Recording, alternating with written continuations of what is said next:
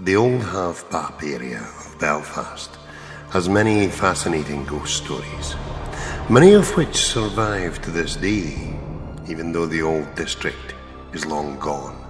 And one of those involves Grattan Street, which was a small street off Gordon Street, which was the centre of the slum areas, and which was later named Dunbar Street.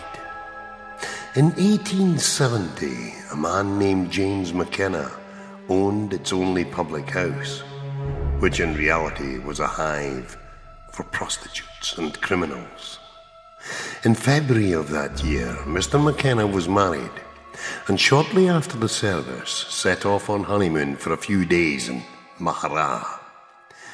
The pub stayed open as usual, and later that night, James McKenna and his new wife walked into the bar over to a door which led to upstairs living quarters, opened the door, entered, closed it, and without saying a word to anyone. Needless to say, everyone thought this strange and assumed that they were in a foul mood after missing their train. The following day, though, there was no sign of them, and one of the bar staff decided to check if everything was okay, but was unable to do so as the door was locked.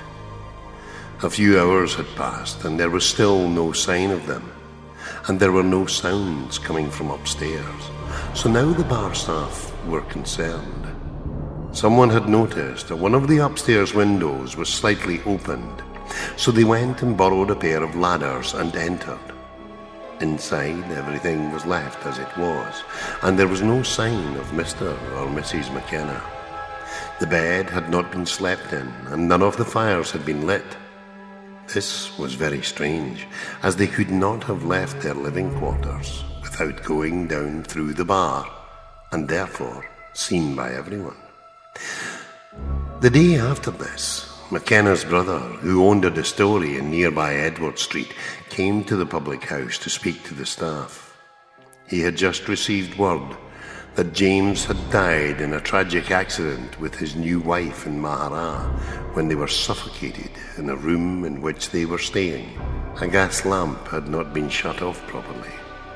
The bar staff informed him that this was impossible, as they had both come into their living quarters 2 nights ago, and that there were plenty of witnesses who seen this.